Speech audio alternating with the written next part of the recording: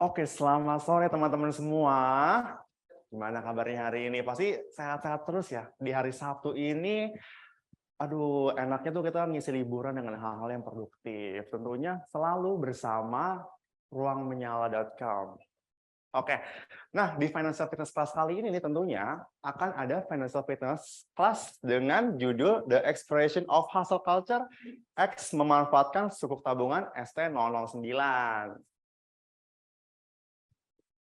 Oke teman-teman, kan kayak pepatah nih, tak kenal maka tak sayang. Oke, kenalin, aku Jaka Pratama sebagai Nyala Financial Fitness Buddy dan juga menjadi MC buat teman-teman di Financial Fitness Class hari ini.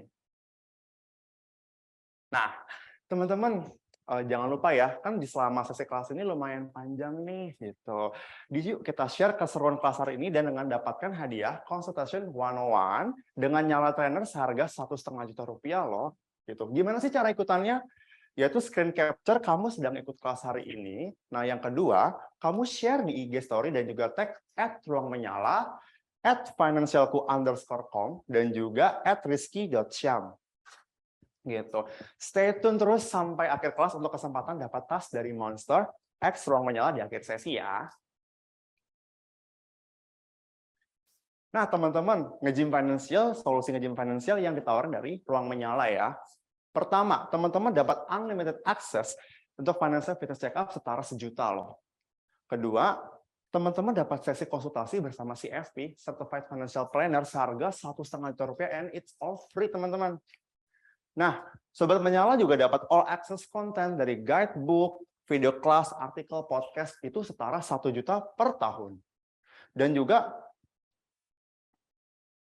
teman-teman dapat unlimited access dan visit ke Financial Fitness Gym di Ciput Tower Surabaya dan juga di sini di Kauf Batavia Peak gitu. Dan juga teman-teman dapat unlimited access ke kelas financial setara Rp10 juta setahun. Nah, buat teman-teman semua nih yang belum join Ruang Menyala, kan aku udah nyebutin banyak banget benefit dari jadi member Ruang Menyala kan. Nah, bagi teman-teman yang belum join menjadi member Ruang Menyala nih, bisa banget dibuka ruangmenyala.com-nya, diisi formulirnya. Nah, jangan lupa nih kalau ada referensinya, jangan lupa ya, FFG 63737. Aku ulangi sekali lagi, FFG 63737 ya. Nah, teman-teman, sebenarnya financial fitness class itu beda loh sama webinar seperti yang lain-lainnya. Apa sih yang ngebedain, Jak? Nah, pertama, 1001 topik. Nah, ini sesuai dengan masalah teman-teman nih, masalah dari sobat Menyala. Ada 80 kelas yang mencakup semua permasalahan finansial gitu. Bisa curcol banget, bisa curcol. Tapi jangan diulangin ya, biar sama-sama jangan ngulangin kesalahan yang sama. Dan juga bisa praktek langsung di tempat nih buat teman-teman yang ikut di kelas offline gitu. Dan juga ada bimbingan habis kelas. Nah, agar lebih financially fit nih teman-teman, bisa juga ikut konsultasi bersama Nyala Trainer dan Financial Fitness Trainer. Oke, teman-teman, topik hari ini tuh the expression of hustle culture X memanfaatkan sukuk tabungan ST009. Jadi, why? Kenapa sih hustle culture itu ada? Nah, baik nggak sih berlangsung dalam jangka waktu panjang? Nah, apa aja sih cara untuk tetap sehat secara finansial tanpa harus menjadi hustle bee? Terus how nih, bagaimana cara agar kita bisa berhenti dari hustle culture? Dan tipsnya nih, tips and tricks apa sih agar tetap menjadi financial stable tanpa menjadi hustle bee? Nah, speaker kita kali ini keren banget nih, dan udah termasuk yang sangat-sangat terkenal buat teman-teman yang emang sering banget nih ngelihat Instagram platformnya Mas Rizky Syam di CFP. Nah, dia itu CFP loh, Financial Planner, financialku.com. Mas Rizky juga aktif bekerja sebagai CFP untuk keuangan personal untuk Gen Z dan juga millennials dengan topik financial check up dan investasi di financialku.com. Ntar dulu, aku belum kenalin Mas Rizky. Mas Rizky sini dulu dong, sapa yang online. Halo teman-teman online semuanya. Oh, oke. Nanti kita ketemu lagi. Nah, next-nya nih ada Mas Wage Fernando atau Mas Nando, Nyala Financial Fitness Trainer, seorang investment enthusiast dari komunitas Menyala. Boleh Mas Nando, kita sapa dulu. Ya, halo semua teman-teman yang online. Halo teman-teman. Oke, Mas Nando. siap. Oke teman-teman, nah gimana sih caranya financially fit? Kan aku tadi udah ngasih tahu ya. Aduh, financial fit itu apa sih financial fit itu caranya gimana sih Jak buat financially fit? Nah, OCBC NISP melalui nyalanya ini ada namanya campaign namanya Cek Choose Cuan. Cek itu apa Jak? Cek itu ada cek kesehatan finansial dan dapatkan rekomendasi di ruangmenyala.com. Terus ikuti financial fitness class bersama Nyala Coach. Terus konsultasi keuangan 6 kali bersama certified di PGH, Premium Guest House, dan juga di Financial Fitness Gym tentunya. Nah, choose-nya apa? Teman-teman, Sobat Menyala bisa buka tabungan, deposito, reksadana, sesuai dengan tujuan finansial, sesuai profil teman-teman di One Mobile. Itu gampang banget. Terus teman-teman bisa bandingkan berbagai produk reksadana mulai dari Rp20.000 per hari. Dan juga cuan banget nih ikut Nyala OCBC. Apa cuannya? Gratis biaya transfer, tarik tunai dan admin bulanan, poin seru untuk setiap transaksi dan pembukaan produk, dan tukarkan dengan hadiah menarik di Rai ID. Itu banyak banget di Rai ID. Dan juga bebas biaya nonton online. Kapan lagi nggak sih nonton online? Netflix and chill bareng pacar, gratis. Nah, teman-teman nih, yang belum buka Nyala OCBC bisa banget, mumpung lagi di Financial Fitness Class, bisa nih di screenshot dulu di layar ini nih, bisa buka Nyala di QR-nya, dapetin penawaran khusus bunga deposito 3% plus lagi free 8 lot saham, plus lagi dapetin hadiah cashback hingga Rp1.000.000 dan eksklusif Menyala Kit Monster seharga Rp500.000. Nah, teman-teman buka, tapi jangan lupa masukin kode promonya Menyala cashback 200. Di screenshot dulu ya teman-teman ya.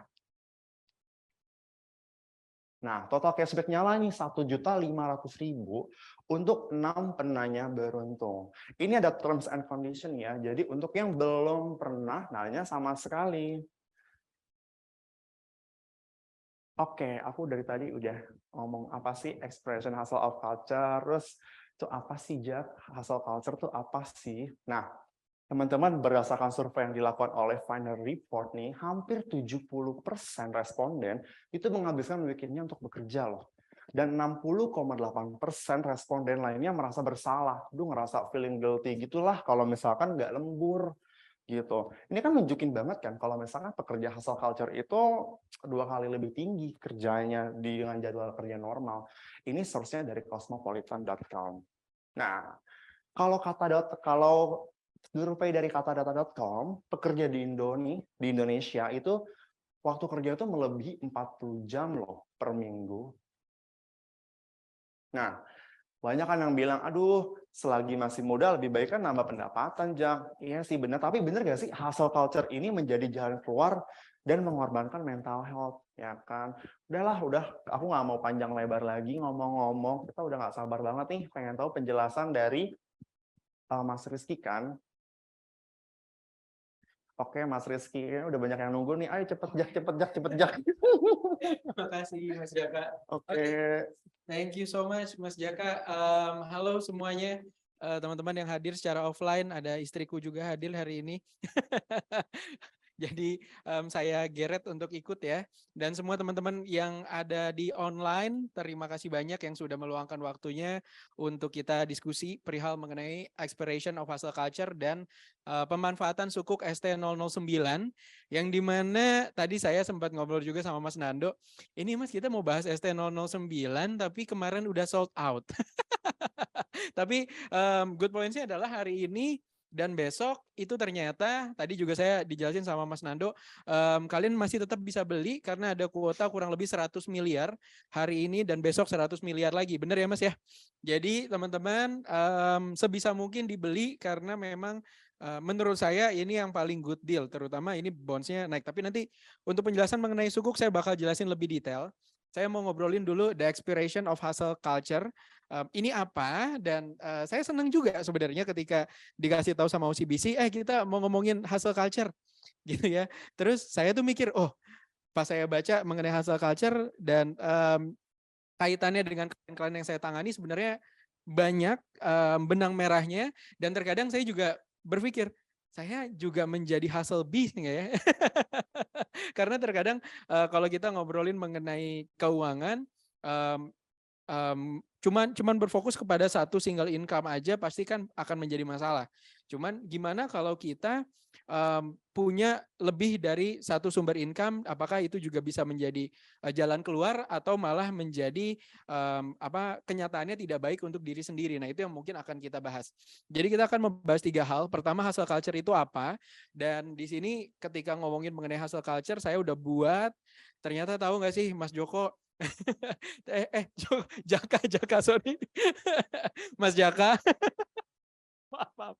Mas Jaka, ketika saya buat hustle culture, itu saya diskusi sama istri saya selalu bilang, "Say, kamu ini ngomongin hustle culture nih panjang banget loh. Oke, saya udah buatin poin-poinnya sebenarnya hustle culture itu apa, tipsnya dan lain sebagainya. Karena waktu saya nggak banyak, jadi yuk kita mulai. Apa sih hustle culture? Kalau misalnya saya mencari beberapa literatur yang saya temukan, salah satunya dari Impact Plus, dia menyebutkan hustle culture adalah standar di masyarakat yang menganggap bahwa kamu hanya bisa mencapai sukses kalau benar-benar mendedikasikan hidupmu untuk pekerjaan dan bekerja sekeras-kerasnya. Jadi ada pernyataan di mana mencapai sukses kalau benar-benar mendedikasikan hidup kita untuk bekerja sekeras-kerasnya. Dan budaya ini menjadi suatu hal yang normal karena tidak dibuat batasan yang jelas antara kehidupan profesional dan pribadi. Artinya hustle culture ini adalah fenomena yang tidak sehat kalau kita tidak punya batasan antara kehidupan kita pribadi dengan kantor kita, dengan pekerjaan kita. Kalau sudah mengganggu urusan ini tuh yang mungkin akan terasa berat. Baru deh itu mikir kayak, sebenarnya gue hidup nyari duit apa nyari kebahagiaan sih gitu ya. Nah, orang tuh kan nggak, kalau apalagi nih erat kaitannya nih buat teman-teman yang hadir di sini, erat kaitannya dengan teman-teman yang Gen Z. Nah, kebetulan saya sebagai perencana keuangan, kebetulan di Finansialku menghandle Gen Z dan juga millennials, dan di posisi ini tuh kaitannya kasusnya tuh sering banget di lapangan. Yang mereka bertanya, Mas Rizky, sebenarnya saya tuh nyari duit untuk apa ya? Mas Rizky, sebenarnya income saya itu udah cukup atau belum ya? Mas Rizky, kalau saya mau pindah kerja tuh boleh apa enggak ya? Nah, mereka tuh takut karena income yang mereka dapatkan, mereka selalu merasa kayaknya kurang deh. Nah, itulah salah satu masalah yang ada di lapangan. Apa sih penyebabnya? Pertama adalah toxic positivity. Ketika saya cari tahu kenapa toxic positivity ya, karena hustle culture ini erat kaitannya dengan opini orang lain. Toxic positivity ini juga salah satu hal yang salah satu hal yang sering terjadi. Pernah nggak sih ada orang yang bilang, kamu lelah, semua orang juga lelah. Ini misalnya di kantor ya. Ketika kita bilang capek misalnya sama teman kantor, terus teman kantor kita bilang, kamu lelah, semua orang juga lelah. Kalau kamu komplain terus, kapan suksesnya? Mereka bisa, kamu juga harus bisa dong. Nah, ini adalah salah satu bentuk toxic positivity yang kita tidak meng-acknowledge keresahan kita, emosi negatif kita itu tidak kita tidak kita rasakan, malah justru kita abaikan, kita push diri kita untuk terus bekerja. Nah, itulah adalah toxic positivity yang mungkin baru kerasa ketika orang udah ngerasain dampak buruknya. Pas dia udah tahu, oh gue udah mulai burn out dan lain sebagainya. Itu orang nggak sadar sampai akhirnya dia merasakan hal itu, dia ke psikolog dan lain sebagainya. Baru tuh dia tahu, oh ternyata saya hustling terlalu berat gitu ya. Yang kedua, tidak mengenali diri sendiri. Nah, ketika saya sebagai perencana keuangan, kaitan ini juga hal yang paling penting. Karena terkadang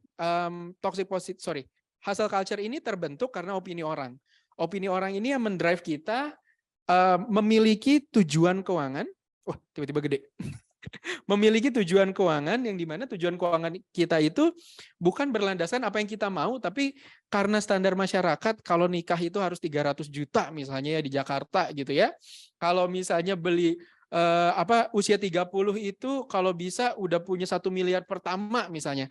Nah, itu kan sebenarnya standar-standar yang dibentuk sama masyarakat. Tapi apakah sebenarnya kita bisa mencapainya atau tidak, itu kan kembali ke diri kita masing-masing. Kita nggak kenal diri kita stres karena mengejar tujuan keuangan yang diciptakan orang lain, dan itu yang menyebabkan kita ikut menjadi hustle beast, gitu ya. Dan yang ketiga, perkembangan teknologi. Oke, ini kenapa menjadi penyebab? Karena teknologi sebenarnya yang membuat kita jadinya dekat dengan orang yang jauh dan jauh dengan orang yang dekat. Ya enggak, berapa banyak orang yang anytime kalau misalnya sama bos gitu kan, WhatsApp itu harus selalu dibalas dan lain sebagainya, walaupun lagi weekend, walaupun lagi bukan di jam kerja gitu ya. Jadinya karena perkembangan teknologi kita mau nggak mau ngikut. Halo, halo, halo, yang baru join. Terima kasih. Silakan duduk. By the way, ini mah orang tua saya ya. Hai Mam, hai Mam. Oke, ini soalnya hari Sabtu ya teman-teman ya, dan di sini di PIK tempatnya bagus, jadi mendingan kita sekalian jalan-jalan ya. Jadi teman-teman juga harus datang ke FFG Pantai Indah Kapuk. Ini bagus banget tempatnya anyway. Oke, saya lanjut. Yang keempat adalah standar sosial masyarakat. Ini mungkin udah saya jelasin ya. Sekarang saya mau ngobrolin mengenai dampak buruk hustle culture itu apa. Pertama, burnout. Oke, burnout ciri-cirinya yang pertama kita jadi mudah marah. Oke, baru dicolek dikit. Jadinya mungkin kalau ketika saya menangani pasangan tuh ada pasangan yang jadinya kurang harmonis karena mungkin pasangannya itu udah lelah banget di kantor, jadinya dia burnout. Dan itu istri di rumah yang harusnya mungkin menjadi tempat untuk dia bercanda, tertawa, itu malah jadi tempat pelampiasan. Oke, itu salah satunya dia burnout di kantor. Sakit kepala kronis. Oke. Tidak produktif di tempat kerja, merasa terjebak dan tak bisa melakukan apa-apa, selalu meragukan diri sendiri, terlalu sering menunda pekerjaan. Oke, di sini teman-teman OCBC ada yang kayak gini? Enggak lah ya. Kalau di sini kan tempatnya asik ya, kayaknya kerja juga kayak fitness ya, asik ya. Asik banget ya, Mas Jaka. Oke, benar ya. Bukan Mas Joko, sorry. Selanjutnya, dampak buruknya adalah terkena penyakit fisik. Tidak memiliki waktu untuk kehidupan pribadi, tidak pernah puas dengan hasil kerja kita. Balik lagi karena standar yang kita ikutin bukan standar diri kita. Jadi kepuasan itu yang kita cari adalah validasi dari orang lain, bukan dari diri sendiri. Itu yang menyebabkan hustle culture itu hustling hard, so hard, sampai mereka sampai capek banget. Nanti pas sudah datang ke financial planner, datang ke saya dan mereka bilang, Mas Rizky sebenarnya apa yang saya lakukan tuh benar nggak sih? Gitu ya, sebenarnya saya kerja untuk ini tuh untuk apa sih Mas? Nah itu biasanya baru tuh kita coba mengenal diri dia. Pas saya tanya, kamu tujuannya mau apa sih sebenarnya? Nggak tahu, gitu kan? Kenapa kamu ngambil rumah sekarang gitu? Ya soalnya kata orang ngambil rumah kalau nggak dipaksain Mas nggak bisa-bisa. Nah jadi semua keputusan dia pun mengenai uang itu ditentukan orang lain. Nah itulah salah satunya ya yang terjadi di lapangan. Oke. Gimana kalau kita bisa menghindari hustle culture itu kayak gimana sih Ki? Apa yang harus kita lakukan? Pertama, ketika saya bertemu dengan klien, saya selalu bilang, diri kamu sama orang lain kan beda. Jadi jangan pernah dibanding-bandingkan. Ya, jangan membandingkan diri dengan orang lain. Yang kedua, cari hobi di luar pekerjaan. Terkadang aktivitas yang kita lakukan semuanya hanya di dalam kantor. Jadi kalaupun dia istirahat sama teman-teman koleganya pun, misalnya makan malam gitu ya, makan di luar, ujung-ujungnya juga ngebahas pekerjaan. Dia nggak punya waktu untuk diri sendiri dan keluarga. Nah, jadi cari hobi di luar pekerjaan itu penting. Terkadang hal ini pun yang selalu saya bilang kalau misalnya saya ngebantu klien untuk ngomongin mengenai pengeluaran bulanan, hobi itu harus ada anggarannya. Pertama, semua orang butuh untuk rilis stresnya dia dengan aktivitas yang lain. Yang kedua, kalau hobi itu nggak dianggarin, terkadang hobi ini malah menjadi bumerang. Oke, jadi malah kita membeli sesuatu karena kita stres. Gitu. Jadi karena kita nggak ada budgetingnya, ya udah hobi itu ya nggak ada budgetnya. Kita bisa karena untuk entertain diri kita spendnya terlalu banyak. Nah itu makanya budget hobi harus ada. Yang ketiga, mengetahui batasan diri. Yang keempat, tingkatkan self awareness. Dan yang kelima, berikan waktu beristirahat. Nah, saya mau ngobrolin mengenai waktu beristirahat. ketika berapa tahun lalu ya? 5 tahun lalu kebetulan saya pernah bekerja di apa namanya di Jerman, dan pas di sana saya masih ingat bahwasanya saya kerja di hari Jumat. Oke. Terus saya tuh ngobrol intens nih sama chief saya, bos saya. Nah, habis itu hari Senin, pekerjaan yang kita obrolin hari Senin saya kumpulin. Lalu bos saya negur saya, dia bilang, "What an Asian," dia bilang. Agak rude gitu kan, tapi dia bilang, tapi setiap dia ketemu sama orang Asia, sering banget orang Asia ini nggak bisa membagi waktunya. Jadi orang Asia itu rata-rata tuh orang yang suka banget kerja keras. Suka banget gitu kan. Coba deh teman-teman pikirin deh. Kalau misalnya orang misalnya kita ngomongin orang di Eropa, Amerika, kalau misalnya dia dibayar cuman hari Senin sampai hari Jumat misalnya ya mereka cuma kerja itu aja. Kalau dia pulang, dia nggak bakal ngerjain lagi. Di rumah pun dia nggak bakal ngerjain, kecuali dia mungkin dibayar lemburnya. Oke, nah ini saya kan nggak dibayar lembur, tapi kan inisiatif ya, namanya juga anak baru kerja.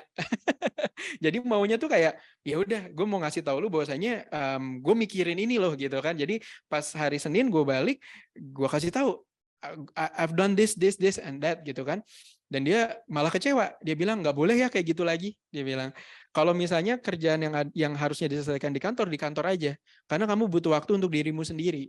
Dan namanya anak muda ya masih kecil ya, baru pertama kali kerja, aku mikir emang kenapa gitu. Tapi pas udah makin ke sini ngelihat handle klien, aku baru paham ternyata sepenting itu weekend bareng keluarga, ternyata sepenting itu bagi waktu bareng sama pasangan dan lain sebagainya. Nah itu makanya berikan waktu beristirahat. Kalau misalnya memang kantor itu membayar kita dengan jam yang kita berikan, mendedikasikan diri boleh, tapi nggak boleh memaksakan. Intinya kayak gitu aja ya. Nah, tadi Mas Jaka juga ngobrolin mengenai sekarang how-nya, oke?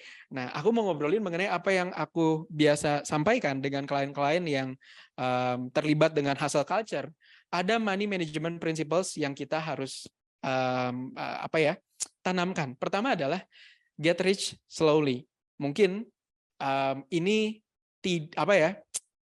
berkontradiksi gitu ya dengan orang-orang yang hustle culture. Mereka selalu mikir, ya kalau lu masih muda gitu kan, ya hajar aja, kerja apa yang di depan mata ambil aja gitu kan. Tapi itu benar gitu ya, itu benar. Tapi jangan sampai pemikiran kita pingin kaya secara instan gitu. Karena dengan kita get rich slowly itu maksudnya bertahap gitu ya teman-teman ya. Jadi nggak usah paksakan, semua itu memang butuh prosesnya, semua itu pelan-pelan banget.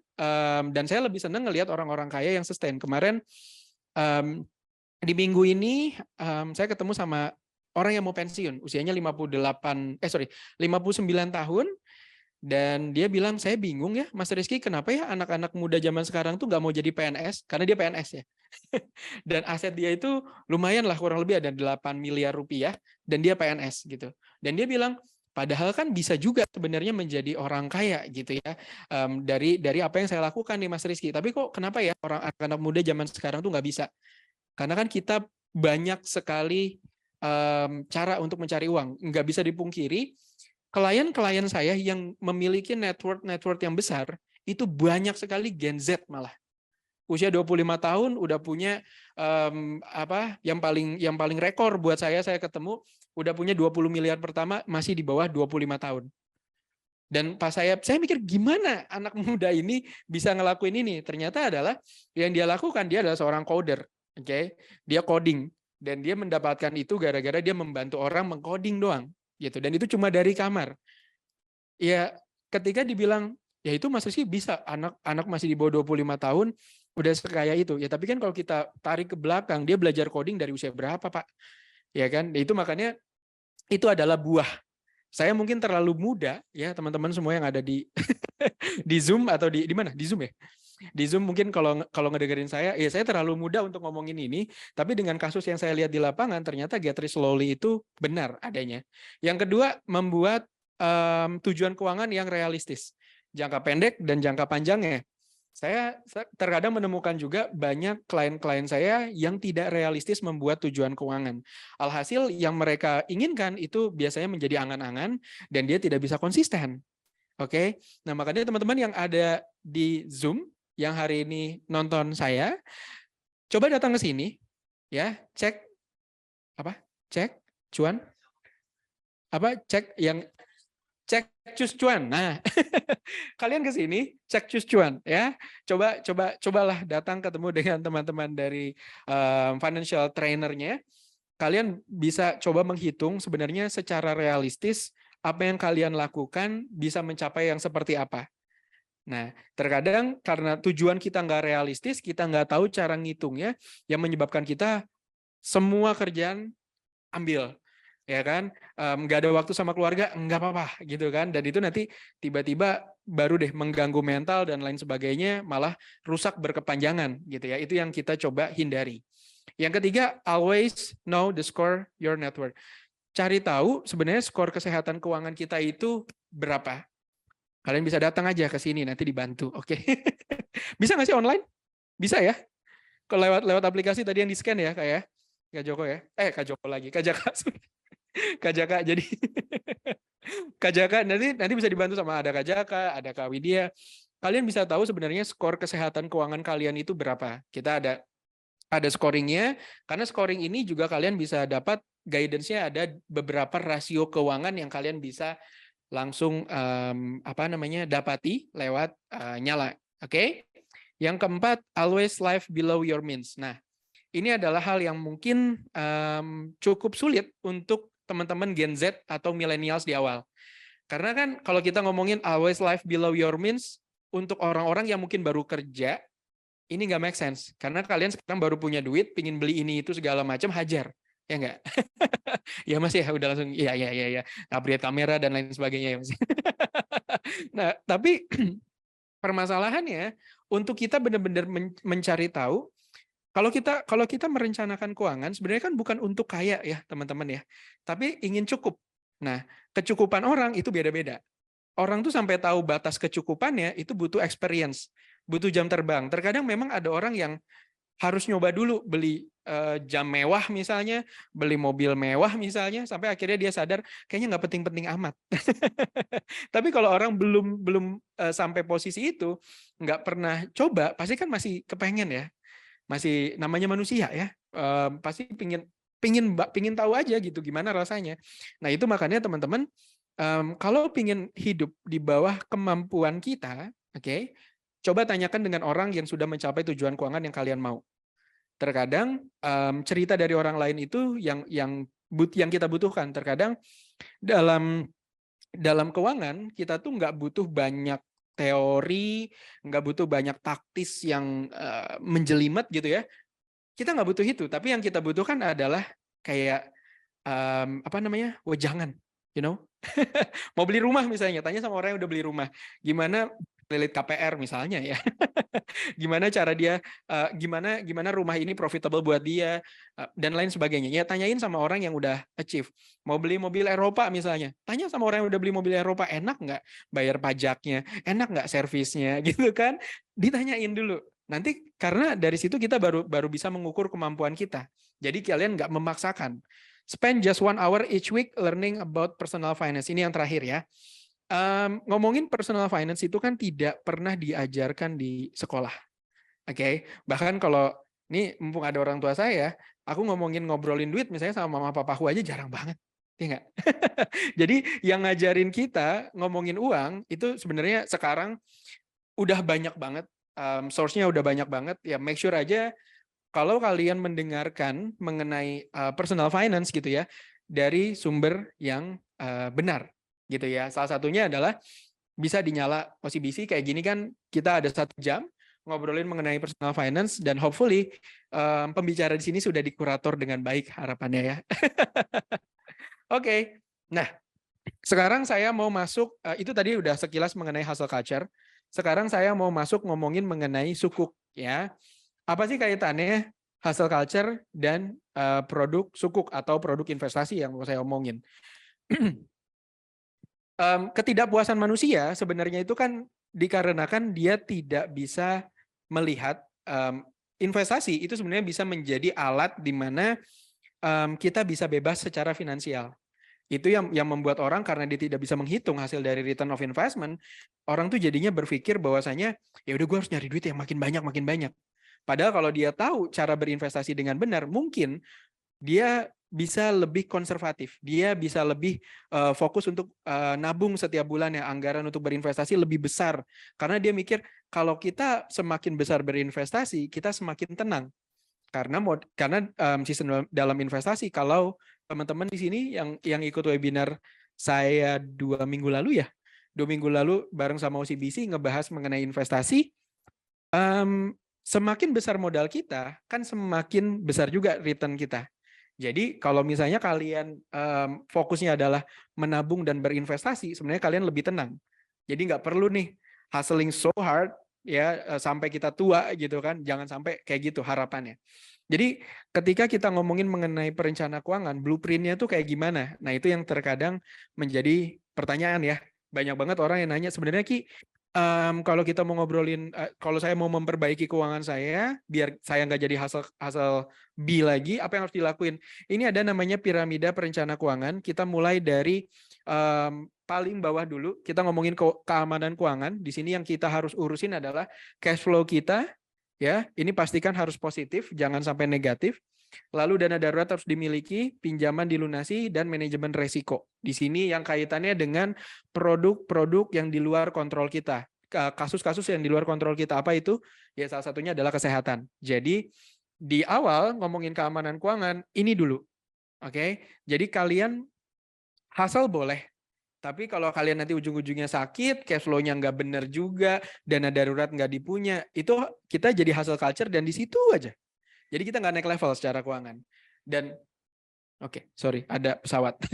Dan selanjutnya dari keamanan keuangan kita naik di kenyamanan keuangan. Disinilah produk-produk investasi yang menjaga kita agar kita bisa nyaman.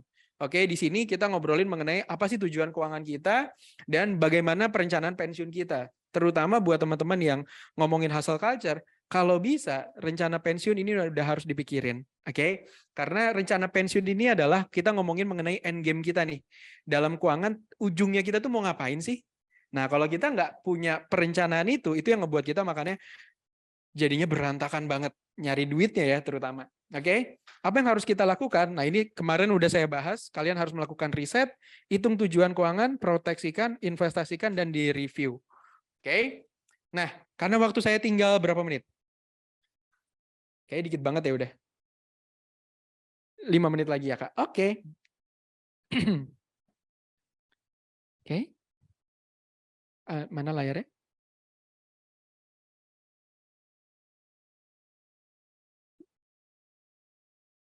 Ada? Hai kids.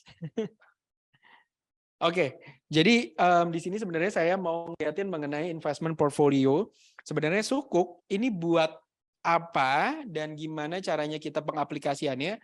Nah, dalam portfolio investasi sebenarnya teman-teman itu ada beberapa hal. Udah bisa kelihatan belum? Nah, oke. Nah, yang pertama itu adalah liquid asset, kedua fixed income, yang ketiga equities, keempat real estate, kelima komoditas, dan terakhir adalah other products investment. ST 9 ya itu masuk di fixed income securities. Ibaratkan sebuah permainan sepak bola, formasinya itu ada penyerang, ada gelandang, dan juga ada back ya. Nah, back di sini itu tuh kayak produk investasinya apa sih? Tabungan, deposito ya. Kalau gelandang di sinilah sukuk tabungan, ya itu di sini nih. Dan kalau penyerang itu di saham misalnya ya. Jadi yang lebih beresiko. Oke. Nah, good. Nah, kalau misalnya kita ngomongin sukuk, ini kita mencari produk yang sustain. Sustain naik, tidak terlalu tinggi penurunannya, tapi tetap aman-aman aja. Nah, itu adalah produk-produk di obligasi negara misalnya ya. Kalau kita mencari yang paling aman itu di deposito, dia naik tapi persentasenya kecil banget. Kalau di saham dia naik tapi resikonya luar biasa tuh. Nah, riding the wave-nya terkadang nggak semua orang siap. Jadi obligasi buat saya apa sih? Nah, obligasi pertama ini adalah produk yang paling aman. Oke, dijamin negara, dijamin undang-undang. Biasanya saya memberikan aset alokasi untuk klien saya yang paling besar kalau masukin ke obligasi, misalnya kita ngomongin sukuk ST009, itu buat teman-teman yang mau pensiun. Oke, saya mungkin bisa kasih masukan ke klien-klien saya. Kalau bisa, kalau misalnya mereka belum punya ya produk investasinya dari zaman dia sebelum kerja, ya sukuk itu paling tidak 80% lah dari portfolionya dia. Oke, hilang. Sukuk itu kurang lebih di 80% lah dari portfolio investasi dari klien-klien saya. Nah, untuk penjelasan sukuk detailnya mungkin karena waktu juga, kayaknya nanti aku bakalan minta tolong saja sama dari tim OCBC. Udah kelihatan belum? Nah, ini adalah perbandingan sebenarnya yang aku pingin liatin yang paling krusial. Bentar ya, sabar ya. Sudah? Di sini soalnya ada perbandingan macam-macam produk obligasi. Oke. Bagaimana tim? Kalau di Zoom aman, Kak? Oh, oke.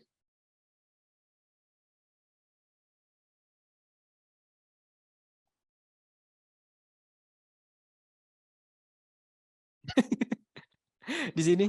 Iya, mungkin terlalu panas karena di belakangnya pantai ya. Aduh, sayang sekali. Kalau di sini saya, kalau misalnya nanti teman-teman bisa mengakses filenya saya hari ini, teman-teman bakal ngelihat ada perbandingannya. Ada sukuk yang jangka pendek, itu ada SBR, ada sukuk tabungan, nah ini ada ORI, ada sukuk retail, ada ST. Nah ini adalah obligasi negara jangka pendek. Ada yang tenornya 3 tahun, ada yang 2 tahun ya. Ada kalau misalnya ORI sama sukuk retail ini mirip, cuma bedanya sukuk retail ini yang syariah. Kalau misalnya SBR sama ST ini mirip ya. Bedanya adalah balik lagi mereka syariah, cuman di jangka waktu tenornya, dan yang menariknya adalah di floating with floor-nya sukuk tabungan dan SBR sebenarnya. Nah, kita hari ini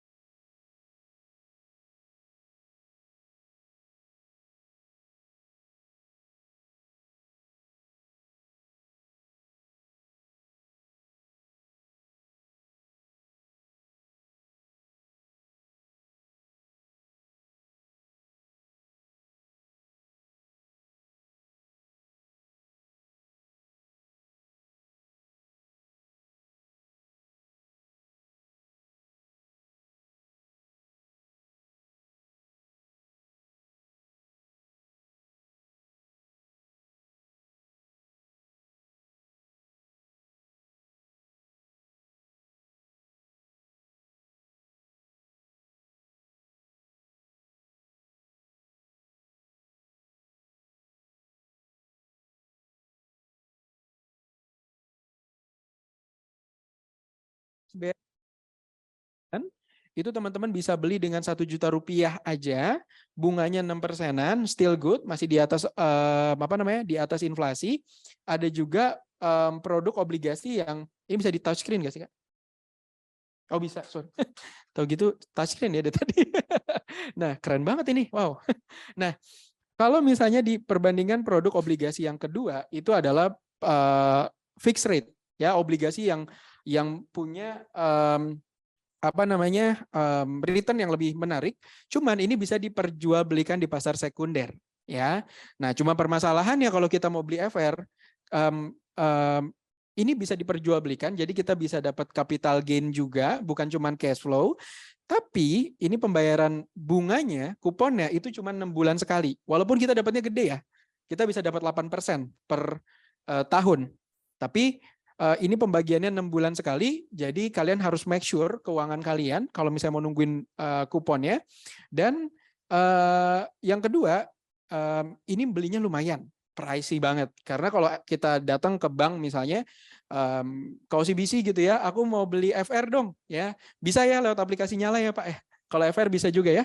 Nah, ini pembeliannya satu kupon itu kurang lebih di harga 100 juta rupiah. Jadi ini menarik, bisa diperjualbelikan juga, bisa dapat capital gain, ya. Ini menarik banget. Cuman memang kalau buat teman-teman yang Gen Z, ya ini lumayan pricey dan kita harus menganalisa pergerakannya juga, ya. Nah itu mungkin lebih singkatnya mengenai obligasi, dan semoga teman-teman bisa meramu portfolio investasinya dengan benar, terutama sukuk ini sangat membantu kita perihal kestabilan keuangan kita.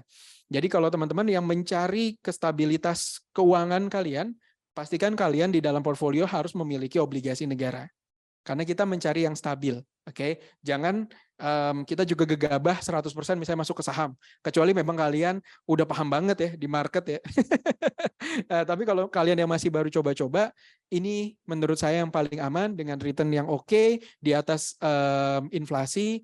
ST009 ini salah satu jawabannya dengan bunga yang cukup tinggi, walaupun sudah habis kemarin dan per hari ini dibuka 100 miliar yang mau beli, dan besok di hari Minggu, kalau hari ini kehabisan, hari Minggu besok dicoba beli lagi karena dari pemerintah dikasih kuota 100 miliar lagi. Ya, ini menurut saya dalam 2 tahun terakhir tuh baru ini ya Pak yang habis ya. Biasanya tuh masih ada sisa gitu kan, sedikit-sedikit, paling 70% habis gitu ya. Nah, ini makanya menarik banget. Oke, kurang lebih kayak gitu aja. Pemaparan singkat dari saya. Akan dilanjutkan lagi, oke, dari tim dari OCBC. Terima kasih banyak atas waktunya. Assalamualaikum warahmatullahi wabarakatuh. Nanti kita bakal ketemu lagi di sesi tanya jawab. Aku balikin lagi ke Mas Jaka. Silakan Mas Jaka.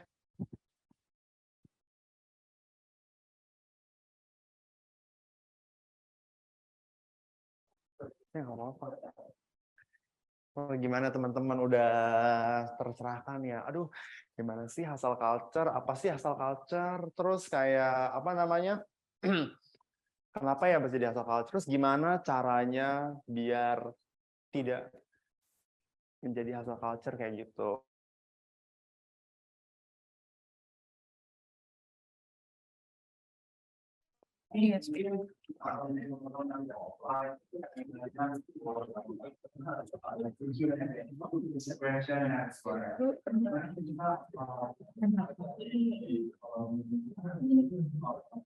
Kalau misalkan mau nanya soal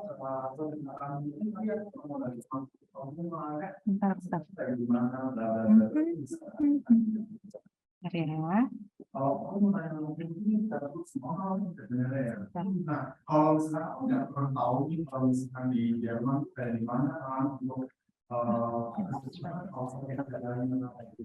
kita ya yang paling mudah di Indonesia nih, contoh kalau misalkan kita nggak ikut senior kita terbimbing lah atau kayak Jadi agak mas 5 belum?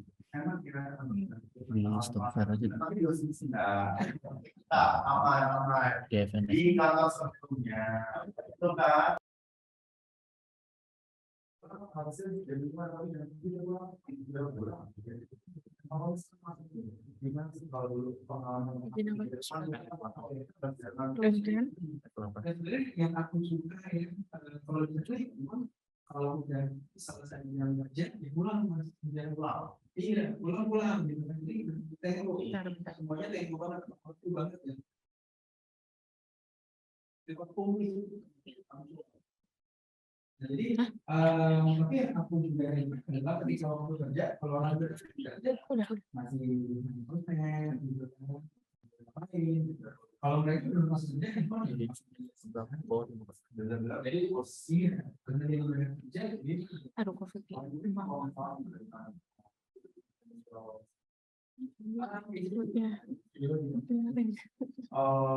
Ini apa sih? Connect ya? Bawa ini nggak? Ini sorry. Dulu itu ada. Saya coba. kalau kita jadi dia masih bisa itu pas istirahat itu istirahat gitu. Iya, jadi nggak bahas kerja itu nggak ada. Kamu kan seperti kenalan. Kalau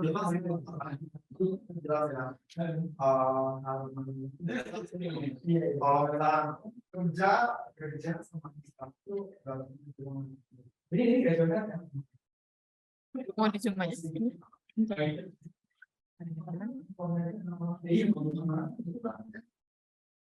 Ya, ini gimana sih? Tapi mau ngetop gue sama sama. gitu berapa lihat lagi sih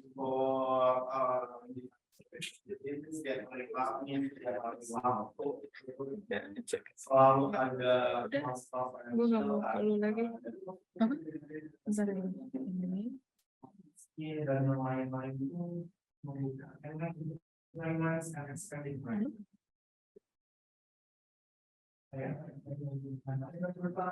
bersambung support. Ya.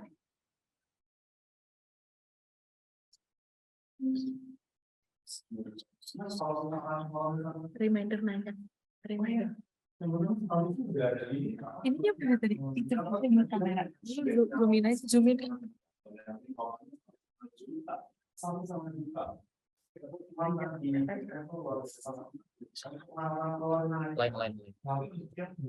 Yang atasnya juga.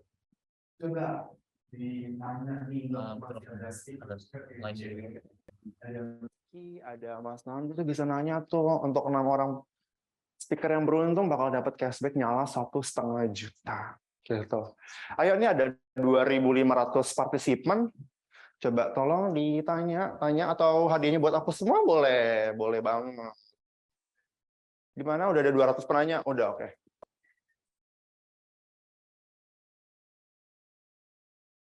Gimana? Sudah pada bertanya?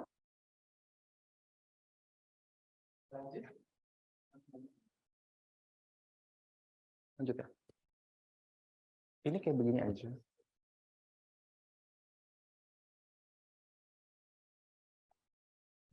Oke teman-teman, tadi kan udah kan keluar bahasa Betawinya. Tadi kan udah nih dijelasin banyak banget tentang expression of hustle culture, terus udah nyenggol dikit nih tentang ST009 oleh Mas Rizky. Nah, setelah ini kan aku tadi di awal udah ngenalin nih Mas trainer kita yang sangat keren, kece juga. Semua certified ya di sini. Ada Mas Ando. Ini bisa diklik ya sih?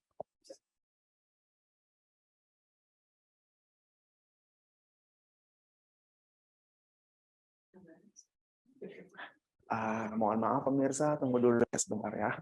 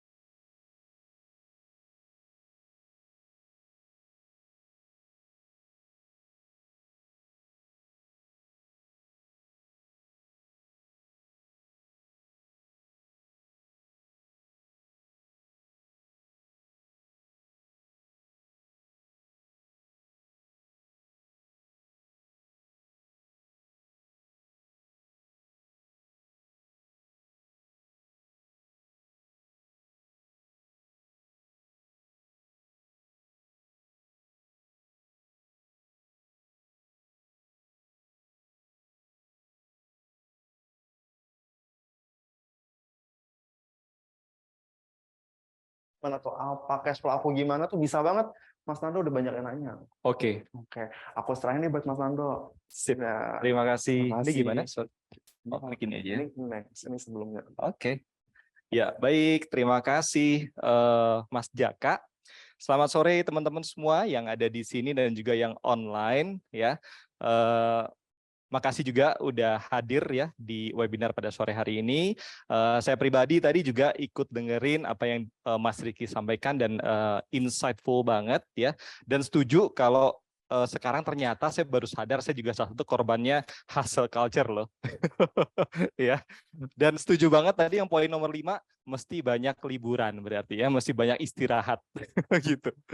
Oke, tadi Mas Rizky udah sempat mention sedikit tentang ST009. Udah ada penjelasan juga. Nah, di sini mungkin saya mau melanjutkan aja ya tentang penjelasan dari ST009. Nah, ST009 tadi kan udah dibilang ya kalau si ST009 ini salah satu jenis surat berharga syariah yang diterbitkan oleh pemerintah Indonesia. Ya, dan ini ST itu kebanyakan sukuk tabungan ya, dan ini sudah seri ke-9 yang diterbitkan oleh pemerintah ya. Kenapa diterbitkan lagi? Karena memang di satu sisi ini tujuannya untuk membantu pembiayaan pembangunan dalam negeri dan juga untuk memperluas basis investor di dalam negeri, khususnya untuk investor investor dari masyarakat Indonesia sendiri ya, karena memang sifatnya untuk penerbitan sukuk tabungan ini hanya bisa dibeli oleh warga negara Indonesia, jadi investor asing atau warga negara asing nggak boleh punya ya. Ini nggak bisa di next. Oke, saya klik dari sini bisa ya. Oke. Bosan soalnya lihat muka saya terus, jadi harus diganti slide-nya. Oke, teman-teman. Nah, tapi sebelum saya masuk ke penjelasan ST009, saya mau mundur sedikit nih ya. Bagaimana sih mekanisme dari transaksi obligasi ya. Jadi memang di awal pada saat obligasi itu diterbitkan oleh penerbitnya ya, bisa oleh pemerintah, bisa juga oleh korporasi atau swasta gitu ya. Nah, nanti akan dibeli oleh investor ya. Pada saat investor beli, mereka akan menyetorkan sejumlah uang, berapa jumlah yang mau diinvestasikan ke obligasi tersebut. Lalu nanti setelah disetorkan, obligasinya udah berjalan dan si investor tersebut berhak untuk mendapatkan kupon atau bunga ya. Nah, tergantung tuh jenis obligasinya seperti apa. Tadi kan Mas Rizky udah sempat jelaskan ada beberapa jenis ya. Ada yang namanya FR atau fixed rate, ada yang namanya ORI gitu ya, ada yang namanya sukuk atau SBR gitu ya. Jadi macam-macam jenisnya. Nah, khususnya untuk yang ST009 ini akan akan diberikan kuponnya itu setiap 1 bulan sekali per tanggal 10 setiap bulannya ya.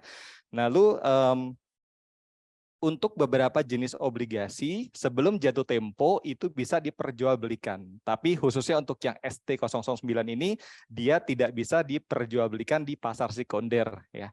Tapi dia punya fitur yang menarik, itu fitur early redemption ya. Artinya sebelum jatuh tempo nanti ada periode di mana investor itu kalau mau ada kebutuhan dananya bisa dicairkan sebagian ya, nanti ada kurun waktunya, saya akan jelaskan nanti di belakang. Tapi nanti pada saat jatuh tempo ya, si investor obligasi itu akan menerima kembali pokok investasinya ditambah sisa pembayaran kupon. Kira-kira begitu mekanisme dari transaksi obligasi ya, secara umum, nggak cuman khusus di sukuk tabungan ya. Nah, ini kalau kita bahas tentang sukuk tabungan ya, tadi udah saya jelaskan sukuk tabungan ini diterbitkan oleh negara, oleh pemerintah ya. Untuk jenis obligasinya pun yang diterbitkan oleh pemerintah itu ada macam-macam sebenarnya ya. Jadi secara umum ada 2 macam, ada yang namanya surat utang negara atau SUN, ada juga yang namanya sukuk negara atau surat berharga syariah nasional ya. Dan si ST009 ini masuk ke kriteria yang bentuknya dalam bentuk syariah ya. Kalau SUN atau surat utang itu bentuknya konvensional. Nah, sebenarnya untuk obligasi retail itu juga ada dua macam, ada yang namanya sukuk tabungan, ya, ada yang namanya sukuk retail biasa, ya. Tapi untuk yang sukuk tabungan dan sukuk retail itu hanya bisa dijual ke warga negara Indonesia yang tadi saya sudah mention, ya. Dan untuk sukuk tabungan khususnya ini tidak bisa diperdagangkan atau diperjualbelikan di pasar sekunder. Jadi antara harus melepasnya pada saat di early redemption period atau enggak tunggu sampai jatuh tempo, ya. Ada kelebihan, ada kekurangannya, nanti kita akan bahas lebih lanjut lagi. Nah, terus nextnya mungkin ini adalah sedikit detail ya untuk strukturnya dari ST009 juga, ya. Tadi udah di-mention, ini sukuk ST009 tidak bisa diperdagangkan dan tingkat kupon yang ditawarkan sekarang 6,15%, ya. Tapi ini cukup menarik cara penetapan tingkat kuponnya. 6,15% itu adalah BI 7 Days Reverse Repo yang merupakan suku bunga acuan dari Bank Indonesia, ditambah ada selisihnya, ada spreadnya, yaitu 1,4%, ya. Dan 6,15 itu berdasarkan besaran BI 7 Days Reverse Repo sebelum kemarin ada kenaikan suku bunga, ya. Jadi di 4,75%. Sekarang kan udah di 5,25, ya. Tapi nanti kalaupun ada perubahan tingkat suku bunga itu akan dilakukan di awal Februari, ya. Jadi mungkin saya jelaskan sedikit, ya, untuk ST009, ya. Ini dia punya fitur pembayaran besaran kuponnya itu adalah floating with floor, ya. Artinya apa? Jadi besaran tingkat kuponnya itu akan mengikuti perubahan dari tingkat suku bunga acuan si BI 7 Days Reverse Repo, ya. Jadi artinya misalkan sekarang ini kan acuannya 4,75 untuk BI 7 Days Reverse Repo, 4,75 ditambah 1,4%, itu kan dapatnya sekitar 6,15. Tapi nanti pada saat periode observasi yang dimulai dari tanggal 11 Februari nanti, itu akan ada, kalau misalkan ada perubahan tingkat suku bunga menjadi naik, gitu ya. Nah, nanti si kuponnya ini juga akan menyesuaikan, ya. Kalau suku bunga BI-nya naik, dia akan menyesuaikan, ya, karena memang acuannya adalah si tingkat suku bunga acuan BI ditambah spreadnya 1,4%, ya. Nah, ini nanti saya akan coba paparkan. Ini ke depannya juga satu fitur yang cukup menarik, ya, karena sekarang ini mungkin momentumnya cukup bagus kalau memang kita mau manfaatkan dari fiturnya si floating with floor ST009 ini, ya. Nah, untuk jatuh temponya itu nanti 2 tahun, ya, jangka waktunya. Nanti jatuh temponya tanggal 10 November tahun 2024 dan nanti tanggal kupon pertamanya dibayarkan tanggal 10 Januari, ya. Untuk jumlah pembeliannya minimal per investor itu 1 juta, ya, dan maksimal pemesanan itu 2 miliar di semua mitra distribusi sebutannya, ya, entah itu di bank atau di non bank, gitu ya. Pokoknya per investor itu maksimal 2 miliar. Nah, ini juga menarik, teman-teman. Jadi untuk pajaknya sendiri itu jauh lebih murah, ya, karena cuma 10%. Ini dibandingkan mungkin dengan pajak deposito atau mungkin tabungan konvensional itu kan 2 kali lipat, ya, 20%. Jadi untuk obligasi atau pajaknya surat utang punya pemerintah, punya negara ini dia cuma 10%, ya. Dan tadi saya udah mention untuk periode early redemption, kalau mau cairkan sebagian sebelum jatuh tempo, itu nanti dimulainya dari 25 Oktober 2023 sampai 3 November. Jadi di sini dikasih kesempatan buat investor yang punya kebutuhan dananya itu bisa dilakukan penarikan sebagian pada saat tanggal periode early redemption. Ya, itu kira-kira mungkin secara detail struktur dari ST009, ya. Nah, selanjutnya jadi apa aja sih keuntungannya kalau kita mau invest di ST009, ya. Yang pertama mungkin udah pasti dia aman, ya. Tadi udah sempat dijelaskan juga kalau obligasi pemerintah itu dijamin di undang-undang, ya, termasuk juga si ST009. Terus ini juga sesuai dengan prinsip syariah dan udah dapat opini dari Dewan Syariah Nasional atau MUI, ya. Dan ini mudah dan terjangkau karena memang transaksinya baik itu nanti pembelian atau kalau melakukan early redemption itu dilakukan di aplikasinya One Mobile OCBC NSP, ya. Jadi nggak usah datang ke kantor cabang atau mungkin repot datang ke ketemu sama tim relationship manajernya, itu semua bisa dilakukan melalui aplikasi di handphone. Terus imbalannya menarik ya, tadi udah sempat dijelaskan karena dia punya fitur floating with floor. Jadi dia akan menyesuaikan dengan tingkat suku bunga yang ada dan pajaknya rendah. Ya, jadi kalau misalkan dibandingkan dengan tabungan deposito ya udah pasti dia lebih tinggi. Pajaknya lebih murah. Ya, jadi dapatnya bisa lebih banyak gitu ya. Itu keuntungannya. Nah, sekarang kita bicara risikonya ya supaya berimbang gitu ya, nggak cuma bicara keuntungannya aja. Jadi secara umum untuk investasi di surat hutang atau obligasi itu ada 3 risiko utama ya. Ada namanya risiko gagal bayar atau default risk, ada risiko likuiditas atau liquidity risk, dan risiko pasar ya, market risk. Nah, kalau kita bicara risiko gagal bayar, karena si ST009 dijamin oleh pemerintah, diundang-undangkan sudah ada, ini makanya risiko gagal bayarnya sangat rendah, sangat kecil kita bilang ya. Terus untuk risiko likuiditas, nah ini memang ada karena tadi saya sudah sampaikan ST009 ini mungkin kalaupun memang mau dicairkan ya, mau ditarik itu harus tunggu periode early redemption atau tunggu sampai jatuh tempo. Jadi memang nggak bisa diperdagangkan setiap saat, nggak bisa diperjualbelikan setiap saat ya. Terus untuk risiko pasar, nah untuk ST009 ini bebas dari risiko pasar karena memang nggak bisa diperjualbelikan di pasar sekunder, makanya pergerakannya nggak ada fluktuasi. Jadi dia fix. Berapa yang disetorkan, investasinya berapa di awal, nanti itu yang akan dikembalikan di akhir ya, seiring dengan kupon yang akan diberikan. Oke? Terus, nah ini kenapa sih kita harus beli ST009 ya? Tadi Mas Rizky udah bilang si ST009 ini udah tembus targetnya pemerintah ya. Target awal cuma 5 triliun, ternyata tembus sampai 7 triliun. Dan sekarang karena mungkin pemerintah mau berbaik hati ya, ditambahkan lagi kuota khusus untuk Sabtu dan Minggu ini masing-masing 100 miliar, dan mungkin tadi juga sempat dilihat hari ini kuota juga udah habis ya Mas ya. Nah, mungkin teman-teman kalau mau coba investasi di ST, besok bisa dicoba lagi, ada penambahan kuota 100 miliar lagi. Jadi hopefully teman-teman yang belum sempat untuk beli bisa masuk di besok gitu ya. Itu yang pertama. Terus kita lihat dari riwayatnya pun si ST008 ya yang sebelumnya itu juga dia tembus dari target yang ditetapkan ya. Awal kuota dibuka cuma 2 triliun, akhirnya tercapai sampai 5 triliun. Ya, ini juga sama si ST009. Awalnya cuma 5 triliun, sekarang udah lebih dari 7 triliun. Jadi sangat besar peminatnya ya. Terus ini dia ya yang utamanya karena dia punya fitur pembayaran kuponnya itu floating with floor. Jadinya sekarang ini apalagi lagi ada tren di dunia ini ya, sekarang itu kan sedang terjadi tren kenaikan tingkat suku bunga ya, nggak cuma di Indonesia, di seluruh dunia karena kita mau coba tumpulkan kenaikan inflasi gitu ya.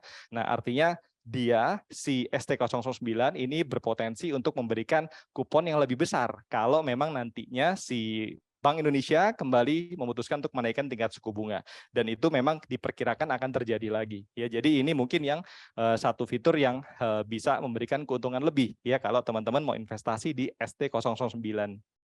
Oke, caranya gimana kalau mau beli sukuk tabungan ya? Pastinya nanti masuk lewat aplikasinya One Mobile OCBC NESP ya. Gampang banget, cuma ada 6 langkah ya. Pertama, setelah teman-teman nanti udah download aplikasinya, masuk ke menu investasi, terus klik SBN Retail, terus setelah itu pilih pemesanan obligasi ya, masukin informasi pemesanan, lalu pesan sekarang, lalu yang tahapan yang kelima pilih mau dari mana di debitnya dananya, dan nominalnya berapa, langsung diklik konfirmasi dan setujui syarat dan ketentuan, udah langsung selesai, bisa kebeli susi ST009 ya, sesimpel itu ya. Terus yang terakhir ya, karena waktu juga terbatas, teman-teman saja mau sampaikan kenapa belinya di OCBC NESP ya. Karena pertama kita itu punya aplikasinya berbasis mobile banking, jadi kalau misalkan ada dana bisa langsung ke di debit dari rekening relasinya, langsung di debit dari rekening tabungan yang ada tanpa harus transfer dulu ke aplikasi. Biasanya kan seperti itu kalau yang non banking ya, untuk aplikasinya. Terus ada juga promo cash rebate Ya, promo cash rebate itu sebesar 0,1%, tapi untuk minimum pemesanan 50 juta. Ya, dan per kelipatan 50 juta itu dapat penambahan 0,1%. Ya, nanti akan dibayarkan maksimum 1 bulan berikutnya setelah tanggal settlement. Ya, mungkin itu yang saya mau sampaikan.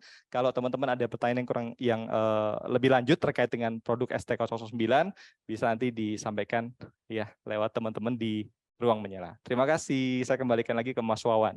Oh, salah, Mas Jaka. Silakan Mas Jaka.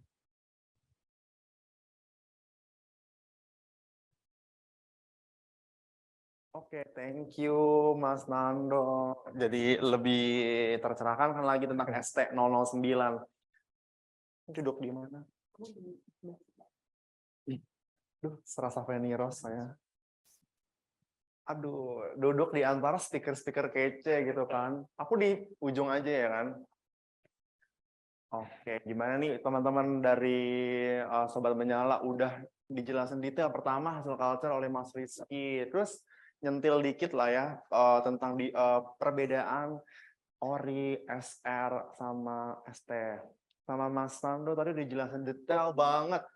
ST09, terus cara belinya tuh gampang banget kan di One Mobile. Kayak aduh, sayang banget ya kalau nggak punya One Mobile, punya uang nggak beli ST009 via One Mobile. Aduh, udahlah, kepik aja.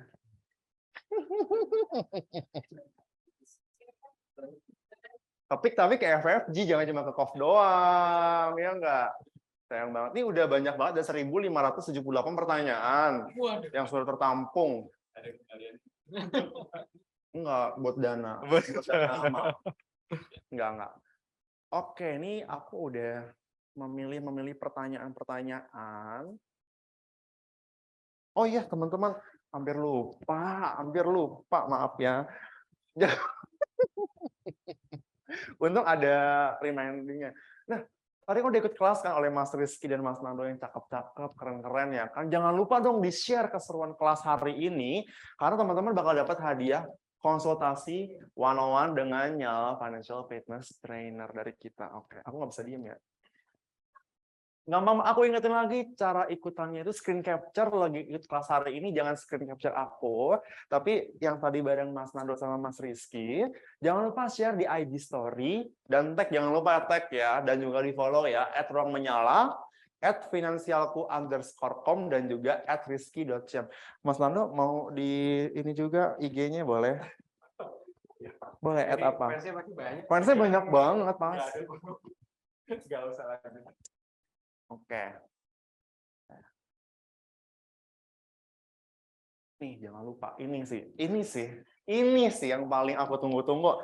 Tolak siapa sih yang nggak mau cashback gitu? Kan langsung masuk ke rekening Nyala kalian tuh 1,5 juta untuk 6 penanya yang beruntung pastinya. Oke. Q&A nih. Udah siap nggak Mas Rizky, Mas Nando? Gimana? Aku udah ngelis nih 1.578 pertanyaan tadi. Ini udah aku udah pakai aplikasi buat kayak apa? Kayak apa sih namanya itu? Iya, spin wheel. Aduh, maaf, orang-orang panjang nggak tahu spin wheel itu apa. Oke, nih pertanyaan pertama ya. Pertanyaan pertama. Mas Nando nggak boleh bawa contekan.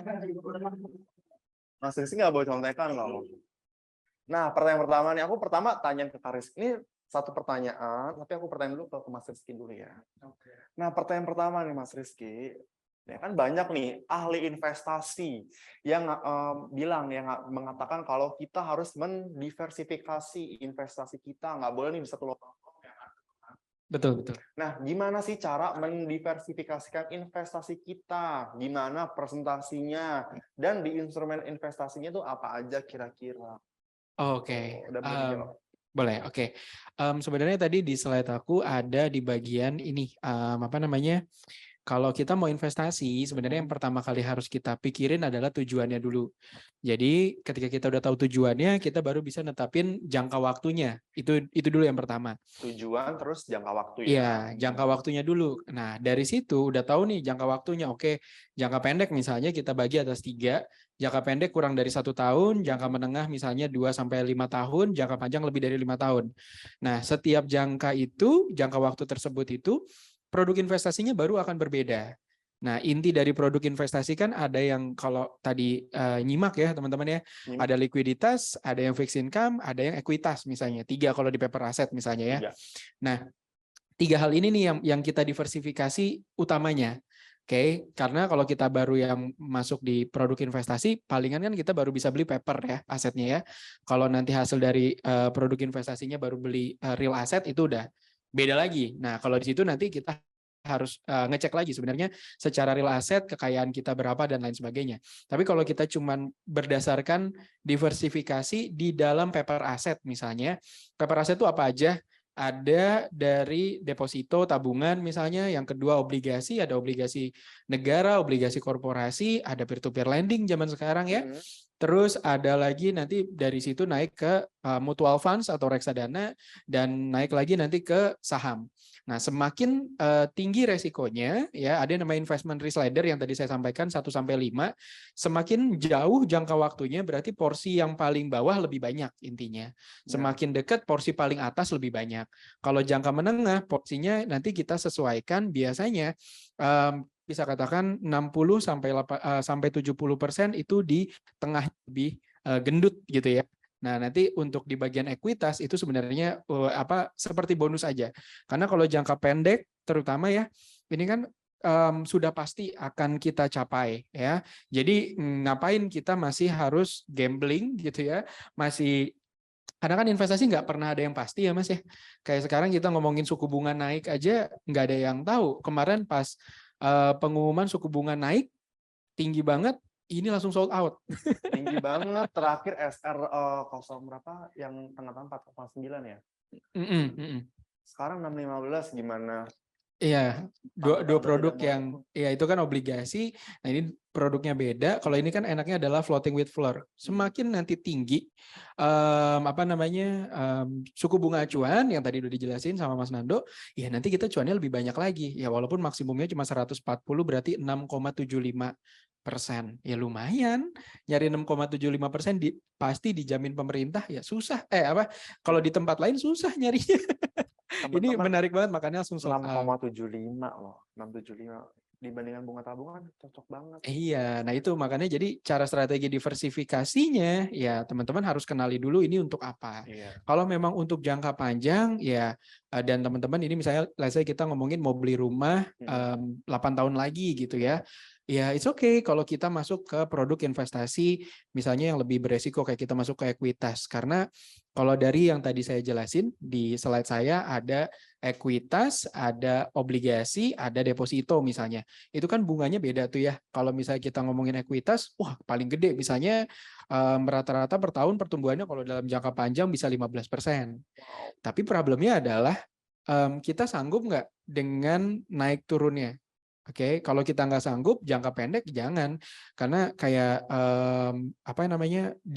terutama kolonialis itu kan yang baru masuk investasi zaman sekarang ya, Mas Nanda ya. Jadi banyak banget investor baru gara-gara nganggur ya di rumah, work from home. Jadi iya pas pandemi banyak banget investor baru dan mereka jadinya langsung aja pengen carinya yang cuan padahal belum tentu sesuai dengan tujuan. Nah itu makanya harus kenali tujuannya dulu. Ya, kurang lebih kayak gitu Mas. Oke, makasih banget ya Mas Rizky. Tuh, jadi teman-teman tercerahkan kan. Jadi pertama apa? Tadi nomor 1 harus apa yuk? Harus apa coba? Aku ngetes teman-teman. Pokoknya harus tahu dulu Tahu dulu tujuannya, terus mau apa kayak jangka waktunya apa. Tetapin jangka waktu ya. Nanti teman-teman bakal tahu produk apa sih yang cocok buat teman-teman, karena kembali lagi ya, investasi itu based on your needs, tergantung kebutuhan, tergantung risiko dari teman-teman juga gitu. Jadi nggak tante kamu, nenek kamu sama beda, risikonya beda, tujuan. Jadi jangan, harus tahu. Cek cuan lah. Cuannya tuh, makanya tuh kan campaign itu Mas Rizky Cekis. Gitu. Thank you. Mas Sama-sama. Rizky. Nah, kalau menurut Mas Nando gimana? Iya, tadi aku rasa Mas Wawan udah jelasin sangat, Mas Jaka maksudnya udah jelasin sangat keren ya. Siapa sih Wawan? Wawan tuh siapa? Siapa sih Wawan? Nggak tahu. Keinget terus Wawan. Bercanda ya. Oke. Jadi tadi benar ya. Pertama kita mesti tahu dulu tujuan kita buat investasi itu mau ngapain ya. Terus yang kedua ya kita invest with our own shoes istilahnya. Artinya kita harus investasi sesuai dengan profil risiko kita masing-masing. Nah dengan begitu kita bisa lebih firm untuk pilih instrumennya apa nih yang cocok buat kita. Nah tadi udah dijelasin juga sama Mas Jaka. Jaka ya. Nggak apa-apa. Aku bisa dipanggil apa aja kok. Oke. Gitu. Aduh, jadi semakin ini ya, pengen terus cuan gitu. Udah ngobrol-ngobrol. Ini ada pertanyaan selanjutnya nih ya. Tapi ini aku mau kasih info ya teman-teman. Untuk dapat cashback, dapat hadiah. Untuk itu yang eligible-nya yang belum pernah dapat hadiah ya. Tentunya. Jadi kalau misalnya aku baca ini tahu-taunya teman-teman udah pernah dapat hadiah, kita bisa ke detect gitu dari sistem kita kalau misalkan udah pernah dapat cashback. Tapi nggak apa-apa, pertanyaannya bagus-bagus banget. Ini aku mau bertanya. Ini pertama aku mau ke Mas Nando dulu nih gantian. Aku boleh buka contekannya? Oh boleh. Boleh. Langsung panik. Jangan panik attack. Gimana Boleh. Mas Jaka? Nah, pertama. Ini ada 10 pertanyaan nggak apa-apa ya. Oh. Pokoknya kalau misalnya open book 10, tapi kalau nggak Boleh hair kan tapi kalau salah. boleh, nggak boleh remet. Ngulang matkul semester depan. Oke, Oke. di masa pandemi, apakah nih ST009 ini cocok dan aman untuk diinvestasi? Dan kenapa return sukuk retail atau ST ditentukan di awal dan fix? Oke. Apakah kedepannya jika ada market crash kembali, return ST009 bisa berkurang bahkan gagal bayar? Jadi satu pertanyaan bercabang ya. Oke. Gimana, jelas Udah apa? pertanyaannya? Oh, udah. Oke. Kalau bingung tanya aja. Ya, terima kasih pertanyaannya. Ya, jadi memang terutama di masa pandemi ini kan biasanya banyak investor yang cari investasi yang pasti-pasti aja gitu ya, yang nggak mau terlalu nantinya ke expose sama adanya volatilitas di pasar. Karena memang terutama di masa pandemi pasti yang namanya ketidakpastian ya, uncertainty itu sangat tinggi. Nah, mungkin ini si ST009 ini bisa jadi satu alternatif buat teman-teman ya, supaya kita bisa mendapatkan hasil investasi yang pasti, terus juga aman ya, karena dijamin oleh negara, dijamin oleh undang-undang ya. Nah, kalaupun memang terjadi market crash atau mungkin fluktuasi di pasar obligasi, nah itulah kelebihan dari ST009, dia nggak akan ke expose hal-hal tersebut karena dia udah fix, udah pasti, dijanjikan di awal berapa kuponnya ya, terus dijanjikan juga kapan jatuh temponya dan akan dikembalikan nanti dananya pokok plus kupon sisanya pada tanggal yang udah ditentuin di awal. Jadi memang ini nggak ada risiko volatilitas atau risiko investasi yang besar ya, karena itu udah dijamin oleh undang-undang dan sifatnya fix seperti itu. Oke, gimana yang tadi bertanya sudah jelas ya. Kalau dari Mas Nando, gitu. Tapi kalau Mas Rizky jawabannya gimana kalau dari Mas Rizky? Sama atau mungkin ada pendapat lain mungkin? Apa aku ulangi pertanyaannya? Cukup masih ingat sih. Tapi sebenarnya udah lengkap ya yang dijawab tadi sama Mas Nando. Tapi mungkin aku mau ingetin gitu ke teman-teman kalau misalnya gimana kalau negara gagal bayar gitu ya. Sebenarnya kalau sampai negara gagal bayar, yang kita pikirin bukan obligasi lagi sih. Yang kita pikirin besok gimana. Karena harusnya ya mustahil lah ya kalau sampai negara kita gagal bayar. Walaupun nggak ada yang tahu memang. Cuman itu resikonya terlalu besar sih kayaknya. Dan untuk Indonesia sebenarnya dengan dia ngasih 6% pun sebenarnya masih sangat-sangat rasional lah gitu. Jadi no worries. Kalau saya malah kayak ya ini yang udah paling aman. Udah yang paling aman kalau kita sampai takut, sampai ini gagal bayar segala macam, coba dipahami lagi karena semuanya udah tertuang dalam undang-undangnya. Gitu aja sih, Mas. Oke, makasih Mas Rizky. Itu kan teman-teman udah jelas sebenarnya Sebenarnya ST, SR gitu kalau misalnya teman-teman tahu itu tuh produk yang risiko rendah, betul nggak? Dibandingkan reksadana, dibandingkan saham, dibandingkan yang lain tuh rendah. Jadi buat teman-teman yang baru mau mulai investasi yang lebih dari deposito, apa sih kira-kira mungkin bisa lah ikut SR atau ST ini gitu kan sebelum nanti mau ikut yang lain gitu. Aman karena dijamin negara. Jadi buruan beli di One Mobile. Di One Mobile, jangan di mobile banking manapun. One Mobile, OCBC, NEFT kan gampang banget belinya. Betul nggak? Betul. Mas Kan tadi udah diajarin caranya kan. Ya, udah beli 2 Ah. miliar lagi jangan. Habis kuotanya lah. Habis kuotanya langsung. Kan ada 100 orang kan? Ada enggak? 1.578. Oh iya. Itu pertanyaannya. Berarti Pertanyaannya orang yang hadir jutaan berarti. Berarti setiap orang beli 1 juta selesai dong. Iya Hari sih ini. sebenarnya, tapi ya udahlah ya, cepat-cepat dia dapat. Gitu. Kok ini deh. Dulu kan. Oke teman-teman, tadi udah sesi Q&A ya, question and answer oleh 2 speaker keren kita, Mas Nando dan juga Mas Rizky. Thank you banget, udah banyak banget ilmu-ilmu keren. Duduk aja.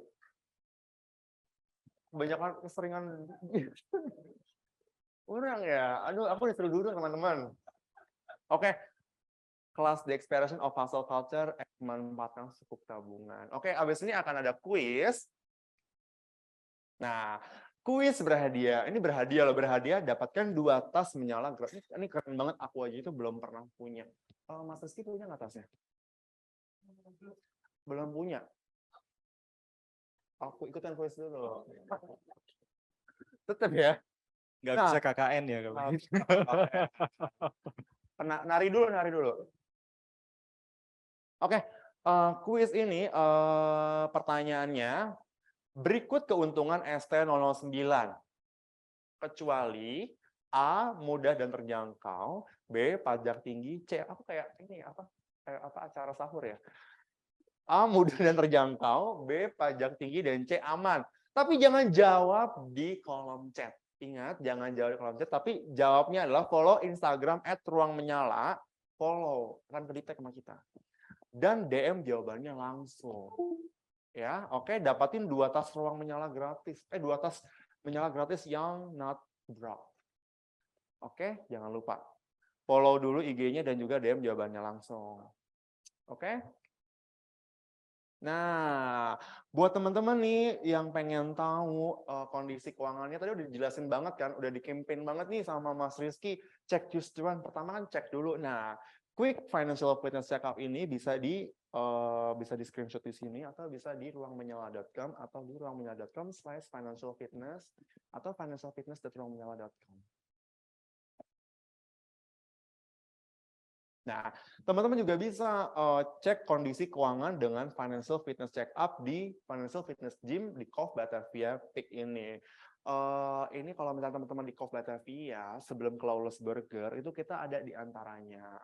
Di samping restoran kece juga, pokoknya teman-teman itu tuh sangat-sangat strategis. Ya kan, apalagi Sabtu nih malam Minggu ya kan, kita bukan sampai jam 9 malam, ada Jaka dan juga ada teman aku. Sampai jam 9 malam ada di sini. Oke, jadi buat teman-teman nih yang rumahnya dekat-dekat Peak gitu kan, atau jauh pun nggak apa-apa sih, ada jalan tol. Bisa ke FFG Peak ini. Karena siapa sih yang belum FFCU, Financial Fitness Check-up, bisa kesini sama Jaka ya. Nah, teman-teman, jangan sedih, nggak pulang bis Financial Fitness Check-up tidak dengan tangan hampa. Kita akan ngasih oleh-oleh buah tangan, tapi syaratnya adalah bantu kami untuk menjadi lebih baik dengan mengisi survei. Jadi teman-teman setelah FFCU, setelah survei bakal dapat 2 kaleng Nutrifil gratis. Gratis. 2 kaleng sampai kenyang. Gitu. Cukup ngisi survei. Gitu. Nanti kalau udah ngisi survei bisa dikasih tahu ke Nyala Badinya, ada aku hari ini. Gitu. Nah, jangan lupa share keseruan kelas hari ini. Tadi sama Mas Rizky, Mas Nando, atau misalkan mau ada aku on frame juga nggak apa-apa. Itu teman-teman bakal dapetin hadiah consultation one-on-one. It's free. Sebenarnya nggak free sih, dibayarin orang Ruang Menyala. Thank you Ruang Menyala. itu seharga Rp1,5 juta loh. Tepuk tangannya mana dong? Ruang Menyala itu sudah sangat memfasilitasi consultation one-on-one seharga Rp1,5 juta bisa dapat Pedro ya. Sebut merek. Bisa lumayan nambah dikit bisa dapat coach ya kan. Tadi financial face checkup 1 juta loh. Ini 1,5 juta it's free. Cara ikutannya gampang banget. Tadi di screen capture setiap keseruan kelasnya sama Mas Rizky, Mas Nando atau sama aku, Pawan, Jaka. Lalu share di IG story dan tag @ruangmenyala @finansialku_com dan juga rizky.syam. Jangan cuma di tag doang, di follow. Ya, ntar Mas Rizky habisnya nambah 1 juta followers. Oke. Nah, aduh, ini kenapa?